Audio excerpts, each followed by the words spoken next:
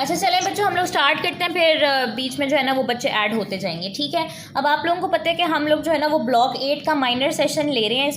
इसमें आपके पास ना डिफरेंट सब्जेक्ट्स हैं। इसमें आपके पास रिमेटोलॉजी भी है, इसमें आपके पास सर्जरी है, मेडिसिन है, उसकी डिफरेंट ब्रांचेज हैं, रेडियोलॉजी है, सीमेड है। तो इंशाल्लाह हम लोग कोशिश करेंगे कि हम लोग इस ऑर्डर में रखें कि पहले जो सब्जेक्ट आपकी जिसकी वेटेज ज़्यादा है, जिसके आने के चांसेस ज़्यादा हैं, जो बच्चों को ज़्यादा लेंथी लगता है, हम लोग पहले उससे स्टार्ट करेंगे, ठीक है। अगर आप लोगों को मेरी स्पीड में कोई इशू हो कि जल्दी पढ़ा रही हो, तेज़ पढ़ा रही हो, तो आप लोगों ने मुझे बता देना। वैसे मैंने कोशिश की है कि उतनी स्पीड रखूँ कि सबको समझ आए, ठीक है। बीच में आवाज़ ना आ रही हो, कोई मसला हो तो आपने मुझे ग्रुप में बता देना है, मैं साथ साथ देखती रहूँगी। अच्छा, आज हम लोगों ने जो है ना वो मेडिसिन सबसे पहले स्टार्ट करनी है। रिमेटोलॉजी हम लोगों ने स्टार्ट करनी है, जो कि मेडिसिन की एक ब्रांच है। अच्छा, इस ब्लॉक के अंदर बच्चों मेडिसिन के 20 MCQs और 20 MCQs सर्जरी के हैं। अब मेडिसिन और सर्जरी की ना अलग अलग ब्रांचेज हैं, उसमें से ये MCQ आएंगे। सो आज जो हम लोगों ने रिमेटोलॉजी स्टार्ट करनी है ना, ये मेडिसिन की ब्रांच है, ठीक है। It is a branch of medicine that deals with joints, muscles, bones and auto immune diseases. ये मेडिसिन की वो ब्रांच है बच्चों जिसमें हम जॉइंट्स, मसल्स, बोन्स और डिफरेंट ऑटो इम्यून डिजीजेस के बारे में पढ़ते हैं, ठीक है। ऑर्थो में भी बेसिकली हम लोग यही पढ़ रहे होते हैं, लेकिन ऑर्थो हमारे पास सर्जरी की ब्रांच है। उसमें मेजरली आप इंजरीज के साथ डील कर रहे होते हैं और सर्जिकल मैन्यूवर्स के साथ डील कर रहे होते हैं। मेडिसिन में हम क्या करते हैं कि बेसिकली ड्रग्स के थ्रू इसको हमने ट्रीट करना होता है, ठीक हो गया। अब हमारे पास ब्लॉक 8 में जो रिमेटोलॉजी के टॉपिक्स हैं, उसमें हमारे पास रिमेटॉइड आर्थराइटिस है, ऑस्टियोआर्थराइटिस है, गाउट, स्यूडो गाउट है, सिस्टमिक इन्फ्लेमेटरी वास्कुलाइटिस है, एनकाइलोजिंग स्पॉन्डाइलाइटिस है, SLE है, सिस्टमिक स्क्लेरोसिस है। बहुत सारे टॉपिक्स हैं, ठीक है। इसमें से जो मोस्ट इंपॉर्टेंट टॉपिक्स है ना बच्चों, मैंने उसके ऊपर स्टार कर दिया। रिमेटॉइड आर्थराइटिस बहुत इंपॉर्टेंट है, ऑस्टियोआर्थराइटिस बहुत इंपॉर्टेंट है, क्रिस्टल आर्थराइटिस बहुत इंपॉर्टेंट है, SLE यहाँ से बहुत इंपॉर्टेंट है। ये 4 टॉपिक्स हैं, बहुत हाई यील्ड हैं। इसमें से बहुत हद तक चांस होता है कि इसमें से MCQ आएंगे, और ये आपके पैथो के साथ भी इंटीग्रेट करता है। पैथोलॉजी का जो आपका है ना MSK का मॉड्यूल, उसमें भी बहुत हद तक ये चीज़ें हैं इंपॉर्टेंट हैं, ठीक है। अच्छा, आज हम लोगों ने जो है ना रिमेटॉइड आर्थराइटिस के बारे में पढ़ना है। आज फर्स्ट डे है तो, और रिमेटॉइड आर्थराइटिस अच्छा खासा इंपॉर्टेंट और लेंथी टॉपिक भी है। सो मैंने सोचा कि आज हम लोग बस यही टॉपिक ही कवर करेंगे। कल से हम इंशाल्लाह मेडिसिन के साथ साथ ऑर्थो भी स्टार्ट कर देंगे, ताकि आप लोगों का एक तरह से इंटीग्रेटेड भी रहे। ये रिकॉर्ड हो रहा है ना, ठीक है। सो रिमेटॉइड आर्थराइटिस के बारे में पढ़ना। अच्छा, आप लोगों के ना एलोस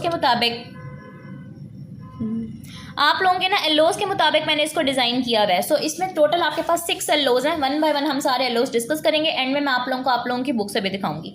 सो first LO is basically explain the immunopathogenesis and the underlying mechanisms leading to rheumatoid arthritis. यानी कि रिमेटॉइड आर्थराइटिस की आपने इम्यूनोपैथोजेनेसिस कह लें या पैथोफिजियोलॉजी कह लें कि कौन से ऐसे मैकेनिज्म्स हैं जिनकी वजह से रिमेटॉइड आर्थराइटिस हो सकता है।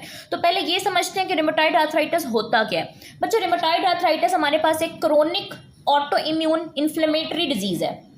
क्रोनिक का क्या मतलब है कि ये लंबे टाइम तक चलती है। एक्यूट क्या होती है कि जो शॉर्ट कोर्स होती है जिसके सवेयर सिम्टम्स होते हैं। क्रोनिक क्या होती है जो लंबे अरसे तक चलती है लेकिन उसके लेस सवेयर सिम्टम्स होते हैं। ऑटो इम्यून आपको पता है ऑटो इम्यून क्या होता है, सेल्फ अगेंस्ट सेल्फ, जिसमें आपकी अपनी बॉडी के इम्यून सेल्स आपके बॉडी के नॉर्मल टिश्यूज़ को एनिमी समझ के उनके ऊपर अटैक करना स्टार्ट कर देते हैं। That is auto immune. Inflammatory disease है जिसके अंदर इन्फ्लेमेशन होती है। अब ये chronic auto immune inflammatory disease affect किसको कर रही होती है बच्चों? ये आपके साइनोवियल जॉइंट्स को अफेक्ट कर रही होती है। साइनोवियल जॉइंट्स आपकी बॉडी के मोस्ट कॉमन मूवेबल जॉइंट्स, जैसे कि shoulder joint, knee joint, hip joint, elbow joint, ये सारे आपके पास क्या है, साइनोवियल जॉइंट्स हैं। फिर क्या हो जाएगा बच्चों, जब ये chronic auto immune inflammatory disease आपके साइनोवियल जॉइंट्स को अफेक्ट करेगी तो उसकी वजह से साइनोवाइटिस हो जाएगा, साइनोवियल मेम्ब्रेन की इन्फ्लेमेशन हो जाएगी, कार्टिलेज डिस्ट्रॉय हो जाएगा, बोन की इरोजन हो जाएगी और अल्टीमेटली जॉइंट डिफॉर्मिटी, जॉइंट का फंक्शन लूज हो जाएगा। ठीक है बच्चों, तो ये हमारे पास एक chronic auto immune inflammatory disease है जो कि आपके साइनोवियल जॉइंट्स को अफेक्ट करती है, उनकी इन्फ्लेमेशन कॉज कराती है, कार्टिलेज को डिस्ट्रॉय करती है, बोन को डिस्ट्रॉय करती है, जॉइंट को डिस्ट्रॉय करती है और अल्टीमेटली फंक्शन लूज हो जाता है। अब इसमें मुख्तलिफ स्टेप्स हैं बच्चों, हम 1 बाय 1 सारे स्टेप्स पढ़ेंगे। कहीं पे भी आपको कोई बात समझ नहीं आएगी, कहीं पे आपको आवाज़ का इशू है, क्वालिटी का कोई इशू है, तो आपने मुझे वहीं पे रोक देना है, ठीक है। अब स्टेप नंबर 1 हमारे पास क्या है बच्चों, genetic pre disposition and environmental factor. आप लोगों ने याद रखना है कि कोई भी अगर आपके पास ऑटो इम्यून कंडीशन होती है ना, तो उसके लिए जेनेटिक प्री डिस्पोजिशन बहुत इंपॉर्टेंट है। यानी कि पहले से उस इंसान की जीन्स के अंदर, DNA के अंदर थोड़ा बहुत कोई प्रॉब्लम होगा, तभी वो बंदा ज़्यादा ससेप्टेबल होगा उस डिजीज़ के लिए, ठीक है। सो जेनेटिक प्री डिस्पोजिशन है और एनवायरमेंटल कुछ फैक्टर्स हैं जो कि लीड करते हैं इस डिजीज़ को। जेनेटिक प्रीडिस्पोजिशन में क्या है, मोनोजाइगोटिक ट्विंस, जो आइडेंटिकल ट्विंस होते हैं उनके अंदर ये डिजीज़ होने का, आरए होने का, रिमेटॉइड आर्थराइटिस होने का चांस ज़्यादा होता है। फर्स्ट डिग्री रिलेटिव्स, जो करीबी रिश्तेदार हैं जैसे फर्स्ट कजन्स वगैरह, उनमें चांस बहुत ज़्यादा होता है। नियरली वो कहते हैं कि 100 लुकाएँ हैं which are associated with the risk of rheumatoid arthritis, यानी कि ये पॉलीजेनिक डिजीज़ है। इसके लिए कोई एक जीन मखसूस नहीं है कि ये जीन होगी तो चांस होने का, तो चांस ज़्यादा है रिमेटॉइड आर्थराइटिस होने का। आप यूँ समझ लें कि डीएनए के ऊपर टोटल 100 स्पॉट्स ऐसे हैं जो कि आरए के साथ एसोसिएटेड हो सकते हैं। उन 100 रीजन्स में से एक रीजन है या एक जीन है HLA-DR-β1 रीजन। इसकी बहुत स्ट्रॉन्ग एसोसिएशन है बच्चों।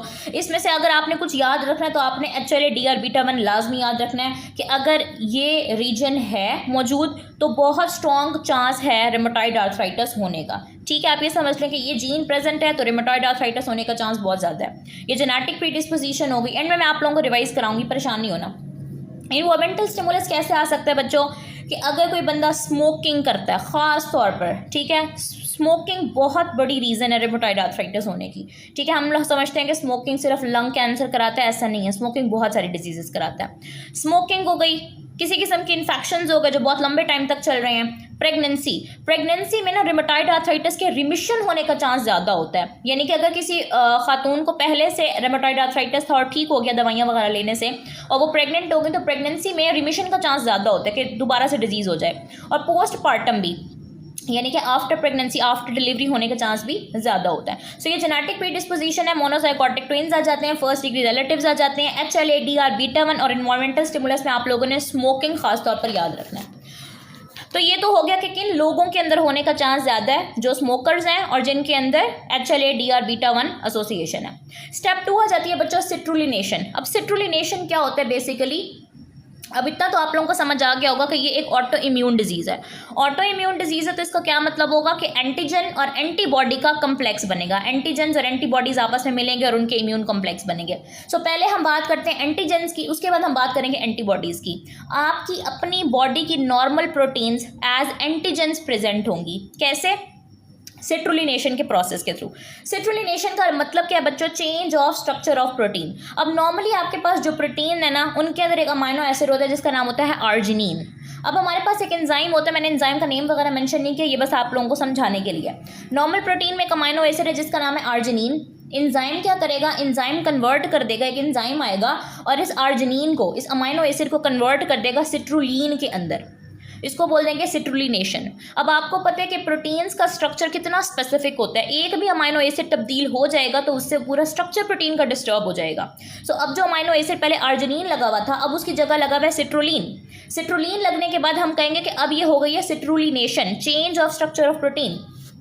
सिट्रुलिनेशन होने के बाद जो प्रोटीन का स्ट्रक्चर तब्दील हो जाएगा, तो वो प्रोटीन जो पहले आपकी बॉडी के लिए एक नॉर्मल प्रोटीन थी, अब वो आपकी बॉडी के लिए फॉरेन बन चुकी है। यानी कि आपके इम्यून सेल्स अब उस प्रोटीन को नॉर्मल की हैसियत से रिकॉग्नाइज नहीं कर रहे। आपके इम्यून सेल्स को लग रहा है कि वो प्रोटीन नॉर्मल नहीं है, वो प्रोटीन कोई फॉरेन बॉडी है, और उसके खिलाफ वो एंटीबॉडीज बनाना स्टार्ट कर देंगे, क्योंकि पहले वो नॉर्मल प्रोटीन थी लेकिन अब वो एक एंटीजन बन चुकी है। ठीक है बच्चों, एंटीजन वही होता है ना कि एंटीजन एक ऐसी प्रोटीन होती है जो कि एंटीबॉडीज की फॉर्मेशन को स्टिमुलेट कराती है। सो अब ये प्रोटीन जो है आफ्टर सिट्रुलिनेशन ये क्या बन चुकी है, एंटीजन। और आपके इम्यून सेल्स, आपके बी सेल्स का काम होता है ना एंटीबॉडीज बनाना, आपके बी सेल्स इसके खिलाफ एंटीबॉडीज बनाना स्टार्ट कर देंगे। कौन सी एंटीबॉडी बनाएंगे? ACPA, anti citrullinated protein antibody. Citrullinated proteins के एंटी काम करने वाली antibodies, anti citrullinated protein antibodies.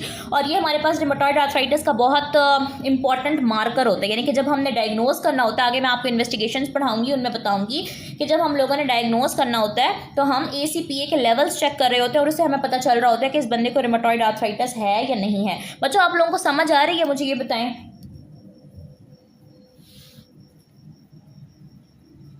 बच्चों समझ आ रही है? Yes, ma'am. कहीं पे भी समझ नहीं आएगी